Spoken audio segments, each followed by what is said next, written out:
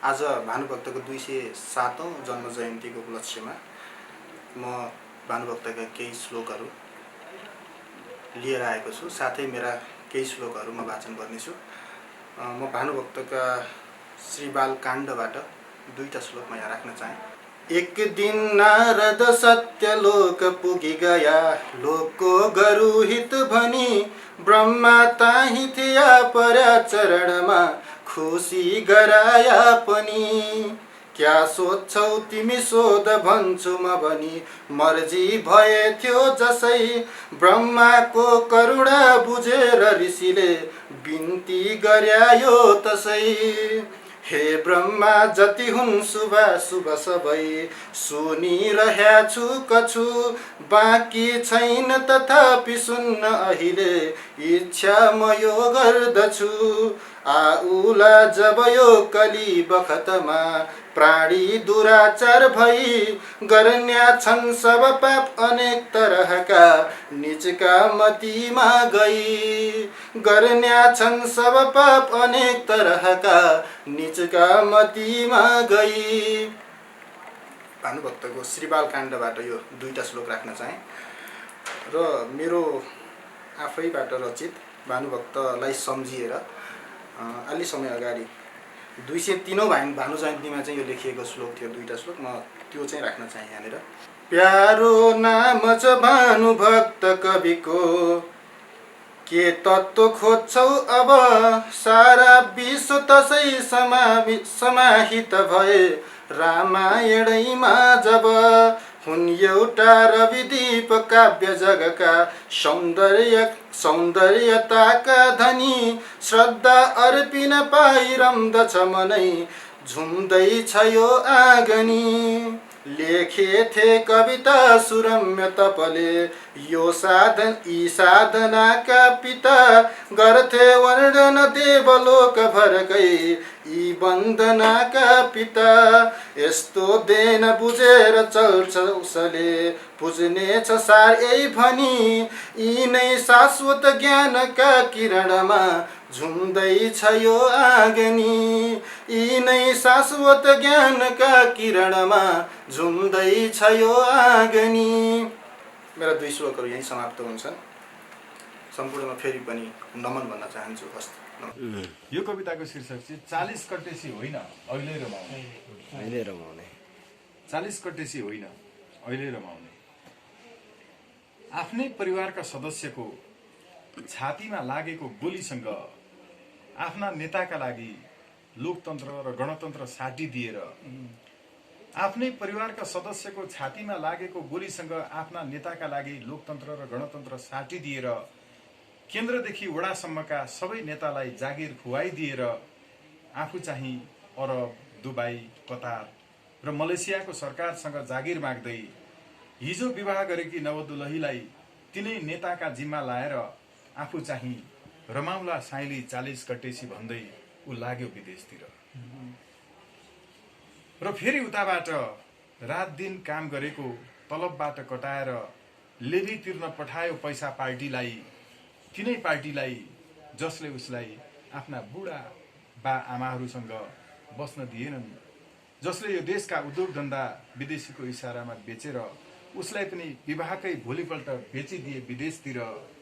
थुक्क मैले ल्याएको प्रजातन्त्र, थुक्क मैले ल्याएको लोकतन्त्र, थुक्क मैले ल्याएको गणतन्त्र, थुक्क मैले ल्याएको गणतन्त्र। मलाई यो कविता लेख्न मन लागेन।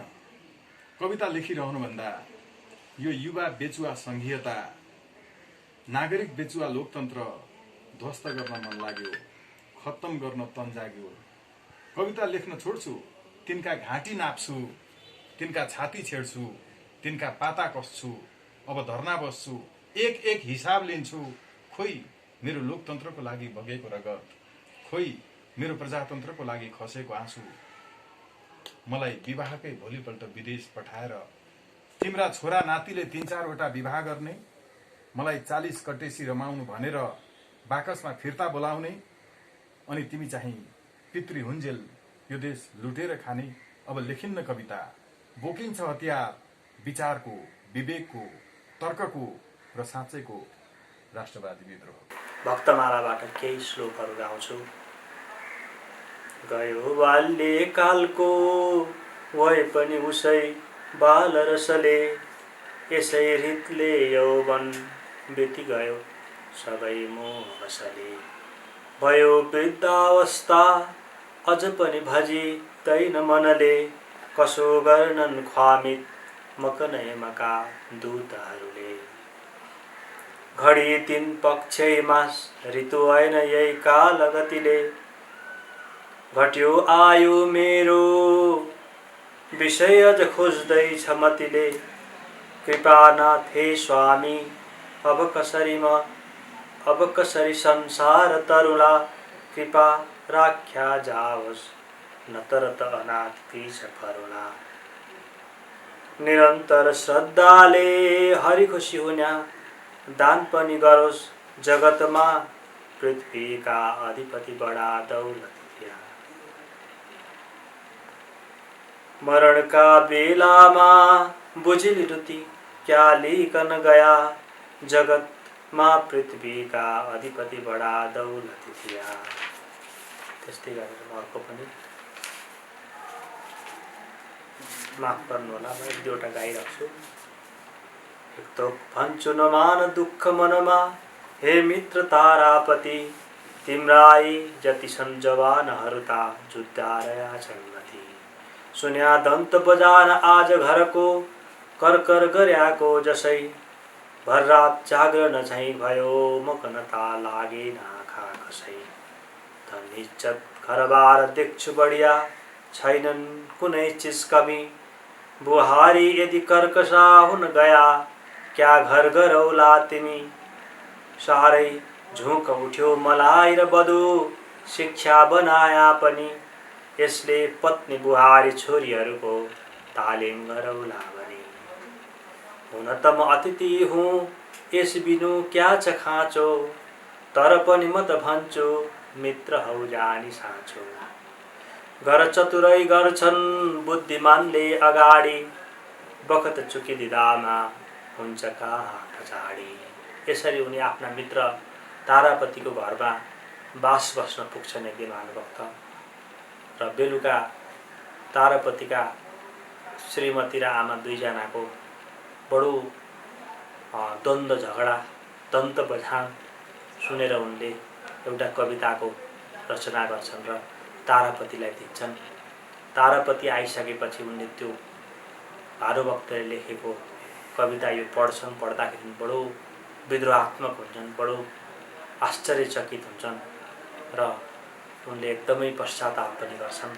यसरी भानुभक्तले उति बेला बधु शिक्षा जस्तो एउटा खण्डकाव्य पनि लेखेका थिए र त्यस्तै फुटकर कविताहरू पनि उनले कुमारी अड्डामा आएर आफ्ना हजुरबा श्रीकृष्ण आचार्यले तिर्न बुझाउन नसकेको ऋण पनि बुझाउनु पर्ने बेलामै उनी श्रीकृष्ण आचार्यको निधन भइसकेपछि उनले आएर त्यो असुल उपर गर्न राणाको दरबारमा बिन्ती पनि चढाएका थिए। तर बिन्ती चढाए पनि उनले त्यो ऋण बुझाउन नसकेपछि उनी कुमारी चोक अड्डामा उनी थुनिएका थिए। थुनिनुभन्दा अगाडि नै घाँसीको सुझाव अनुसार उनले रामायणलाई उल्था गर्दै बालकाण्ड सकेका थिए र पछाडि आएर अरू 3वटादेखि 4वटा काण्ड जेलमै बस्दाखेरि उनले सकेका थिए र तत्पश्चात उनी जेलबाट निस्किसकेपछि कुमारी चोकको कारागारबाट निस्किसकेपछि उनले बाँकी रहेका सम्पूर्ण काण्डहरूलाई समाप्त गरेका थिए। हुन त रामायण अलिकति ठुलै छ, यसको आकारमा भानुभक्तले सम्पूर्ण अक्षरश यसलाई अनुवाद त गरेका छैनन्, तर पनि यसको मूल मर्मलाई निकालेर जनपक्षीय जनसमक्ष प्रस्तुत गरेका छन्। तत्पश्चात भानुभक्तको निधन पश्चात उनका यी कृतिहरूलाई मोतीराम भट्टले बाहिर प्रकाशित गरिदिएका थिए। तत्पश्चात नेपाली भाषाको अत्यन्तै मजबुत एकीकरण बनेको थियो। छन्दमा बनाउनको लागि ह्रस्व दीर्घहरू त्यति बेला पछिसम्म पनि बिग्रेका छन्। जान्या गर्या रामका भनेर खुट्टु काट्ने चलनहरू थियो, तर अहिले भाषा आएर अलिकति सुध्रिसकेको छ। त्यसकारण यो सन्दर्भमा एउटा सानो संस्मृति रिमेम्ब्रेन्स भानुभक्तको बारेमा मैले यसमा धेरै कुरा भानुभक्त भनेर त लेखिएको छैन, कहीँ एउटा मात्रै शब्द छ, तैपनि म आफ्नो तरिकाले यसलाई वाचन गर्दैछु। मृदुपालुवा मृदुरिद्धरा मृदुपालुवा मृदुरिद्धरा मृदुपालुवा मृदुरिद्धरा अति फैलियो मृदु निर्झरा शरीरश्मिको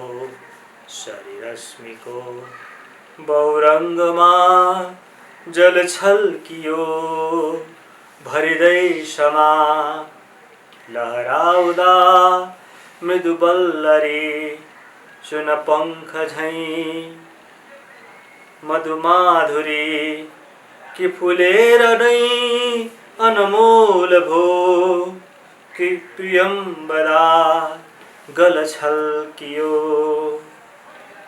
कि प्रियम्बदा गल छल्कियो रगदारका मृदु शब्दमा पिक बोल्दथे सुरगानमा तब चाँदनी जलमा भयो तब पार्श्वमा स्वभाव रह्यो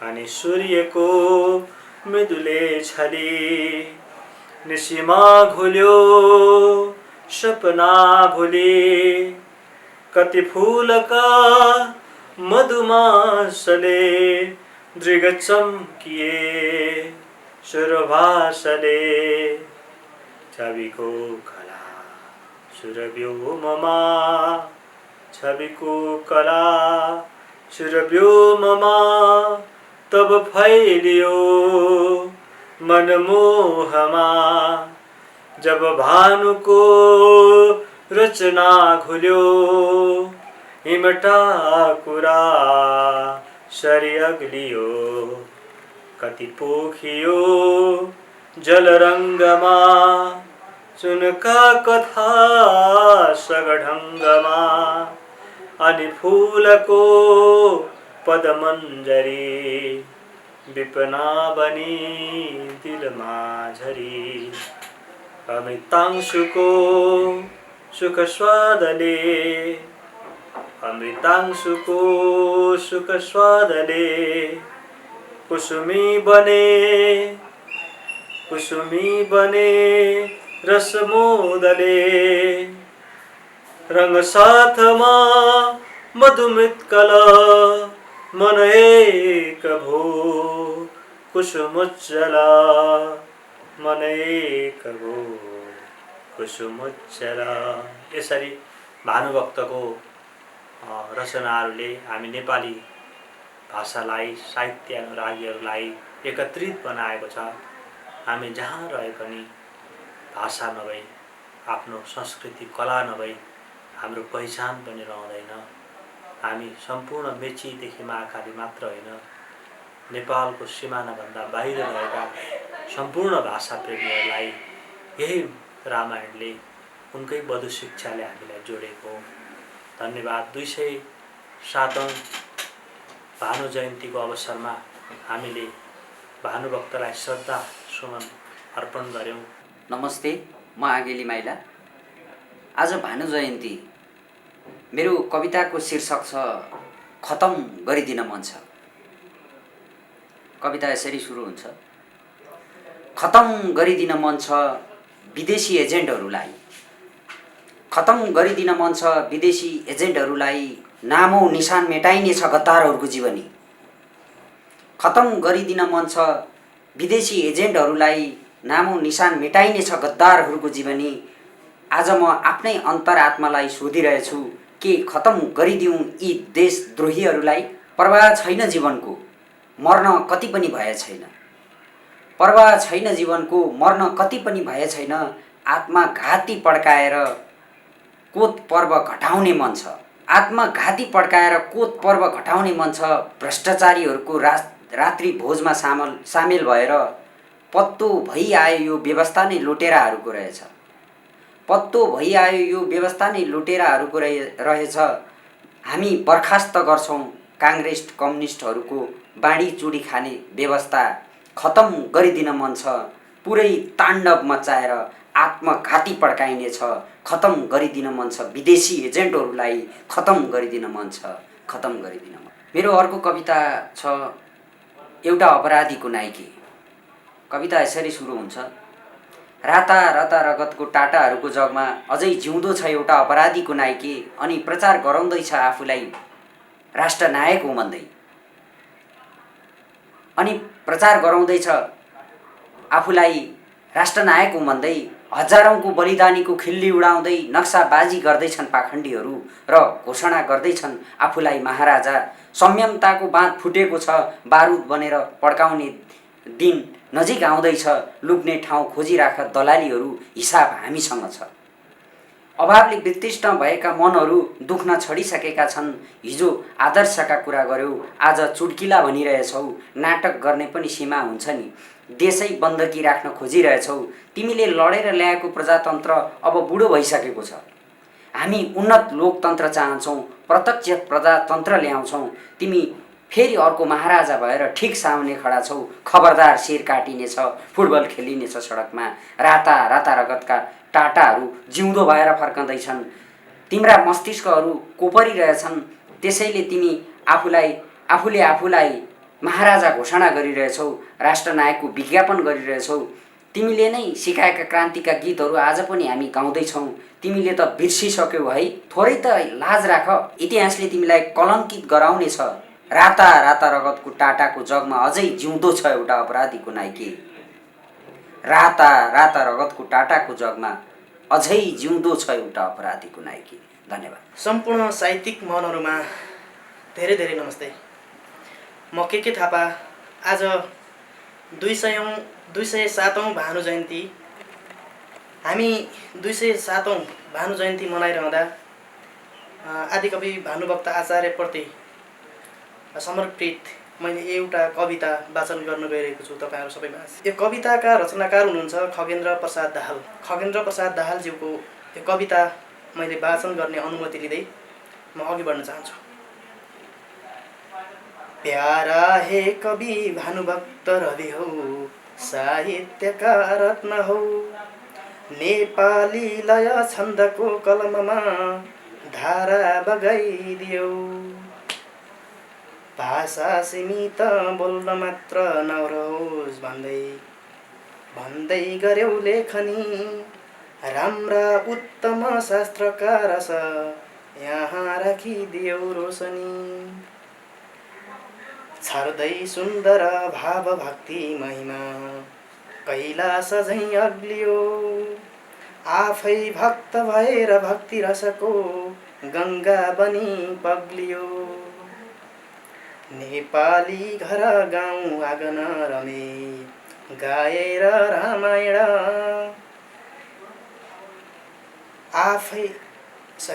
तिम्रो काव्य कला छ जीवित, अझै छर्दैछ सत्प्रेरणा। आँखा जीवनको खुलाउँछ सदा प्रश्नोत्तरी काव्यले। लेख्यो यो छ सुन्दर दिव्य रसको बुझ्नेछ सामान्यले। तृष्णा कारण हो दरिद्र घरको सन्तोष सम्मानता। विद्या बाँड्न र गर्न उद्यम यहाँ छन् हौसला मान्यता। भाषा व्याकरण आदि जन्माउँदै गर्दै ठुलो हिम्मत। भाषा एक बनाउँदै मुलुकमा खोल्यौ नयाँ यो पथ। हाम्रो यो युग गर्छ गर्व अहिले, ओ भानु तिम्रै जग। रोप्यौ बीज छ वृक्ष भव्य, अहिले हाम्रो यही शान छ।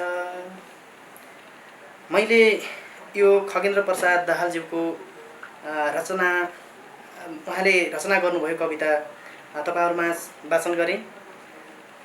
म माफी चाहन्छु, सायद मैले कविताको भाव बुझ्न सकेँ या कति बुझेँ। म एउटा विद्यार्थी पनि भएको हुनाले सिक्दैछु। आशा छ तपाईहरु सबैले मलाई आवश्यकता जति क्षमा गरिदिनुहुनेछ भन्ने र अहिलेलाई म तपाईहरु सबै माझबाट बिदा हुन चाहन्छु। फेरि पनि धेरै नमस्ते। नयाँ नयाँ भिडियोहरू हेर्नका लागि हाम्रो च्यानललाई सब्स्क्राइब गरिदिनुहोला, साथै छेउमा रहेको बेल आइकनलाई पनि दबाइदिनुहोला।